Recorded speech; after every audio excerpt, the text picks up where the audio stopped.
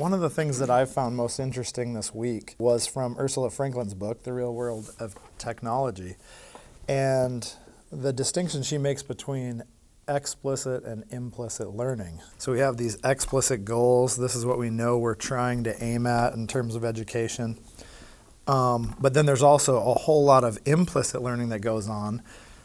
The formational stuff, modeling, maybe imitation, as well as then character formation and these kind of things that we hopefully are intentionally aiming at part of the time.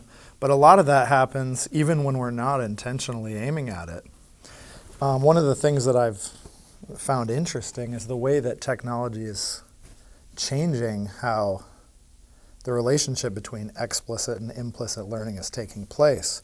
So there's one of the major ideas that we've been talking about is that technology catechizes people to think about the world in certain ways, and new technologies do that in different ways. And so the explicit goals may be exactly the same as what they were 10 years ago, but the implicit things that the people are learning as they're moving towards those explicit educational goals might be very different, so that they come to think about the world in different ways and engage the world in different ways. And maybe we don't even know yet exactly what the implicit forms of education are. Yeah, and sometimes the implicit learning process is actually more important than the explicit, right? Yeah. So she called it like the by the way kind of learning, right? And thinking about what I teach, specifically languages, that's actually more important than the content than sometimes the explicit, right? So if we're teaching languages in, say, like a GE class, realistically, most of the students are not gonna then go on to study it to be, fully functional, balanced bilinguals, right? Or they might not work in a field where they'll use it. But it's the experience, the process of learning a language that causes you to think differently. You're using a different part of your brain. And so when I think about shifting the delivery of the content that I teach to online, I can't think about all the things that will be lost in that process, right? Because there's a lot that goes on in interacting with other students in the language, thinking about other cultures and how to better relate to people that are different than you. And I'm thinking about, a module. How am I going to translate all of those implicit things into a module that's going to go online, right? That's interesting to me because a lot of times in terms of the online education, people have kind of said, well, so far, there maybe have been some people who've done online education poorly, but it is possible to do it well and to sort of still get all of those formational elements that were aimed at in the first place through discussion boards, through discussion time, so people can get online and chat with each other in language and so on.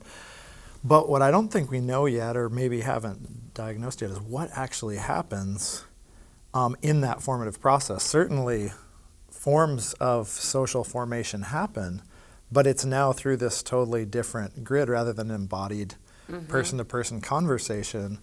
What we're having is technologically mediated conversation, and maybe, again, some of the more explicit goals of, okay, I learned that when this person says this is the right way to respond, and sort of we can kind of mess up together and work on these skills. But what is that doing formatively in how they're thinking about themselves, about the language, about these cultural dynamics? Yeah, I don't think we even totally know yet exactly what we're doing to our students. And that's scary to me. And that conversation is not necessarily verbal either, right? So all of the communication, so the chats or the discussion boards, are happening in the written form. And then we're losing all of the, nonverbal, how do I listen well? How do I interact in a group? It's all the same way people are interacting on like Facebook or Twitter, or so now we're replicating kind of that bigger system into the education system. And it seems like, sometimes I feel like it seems like we're compromising too much, right? So if our goal is the formation of the whole person, I understand the whole market We have to go where the market is taking us. But it is something that makes you think, how much are we willing to sacrifice? What is truly important in this process, right? She makes another distinction in her conversation about explicit and implicit learning, and that distinction is between information and understanding. And I think that really gets at Right. what we're talking about here, is that there's a kind of understanding that happens in the classroom, that they can certainly get information in very similar ways, whether Right. it's in their dorm room reading a book, or whether it's online, and they read the book online and then, like you said, discuss it on sort of with discussion posts. That's very different than the kind of understanding and sort of group learning that occurs in a classroom. So yeah, I do worry that we're losing something significant there. Another thing today that from our discussion today that I found really helpful were the terms for education that, for how we think about the thing that we do. So whether it's education was to lead along, to lead out. To lead out, to lead from here, right? Yeah, that's right. Yeah, so to like lead out from one place into another, and then to teach is to point out. So like, oh, here, let me show you where this thing is.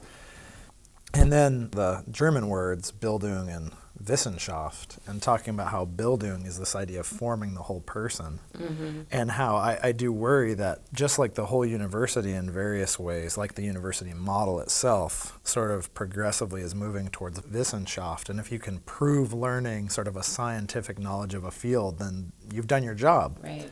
As an educational institution.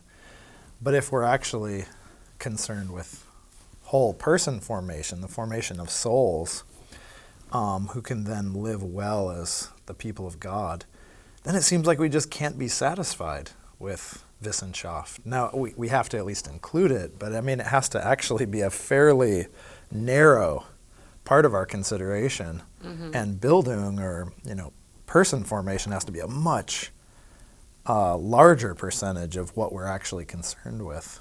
I think that's the same thing as when you look at like the Research One universities and what is their focus in terms of, and how is Biola different from that? Yeah. How we see our mission more as kind of the formation of the whole person, and we take, I think, the teaching part so much more seriously in terms of our area of specialty is kind of informing how can we contribute to the formation of others, and not necessarily be like, okay, that's for my TA to do, right? And I'm going to focus on my area of expertise for the world, for the greater cause, right?